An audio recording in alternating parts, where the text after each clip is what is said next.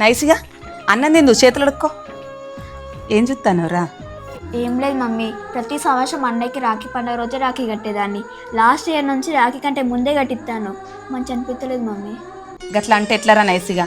అన్నయ్య చదువుకోవడానికి వెళ్ళిండు, ప్రతి పండుగకు రావాలంటే వస్తాడా చెప్పు? నువ్వే అర్థం చేసుకోవాలి కదా రా. అబ్బా అదంతా నాకు తెలియదు మమ్మీ. అన్నయ్య రావాలి, నేను రాఖీ కట్టాలి. లేకపోతే అందరు రాఖీ కడతా అంటే నేను చూసుకుంటున్నట్టయితుంది.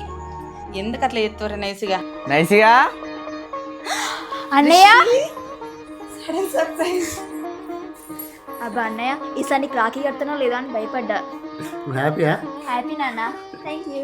చూసినావా నైస్గా, నాన్నకు నువ్వు అంత ఎంత ఇష్టమో. నీకోసం నన్ను కాలేజ్లో పర్మిషన్ తీసుకొని కూడా తీసుకొచ్చిండు. అబ్బా నాన్న, నీకు నేనంటే ఎంత ఇష్టం. నువ్వు బంగారం రా, నువ్వు బాధపడతా ఉంటే నేను చూసుకుంటుంటాను.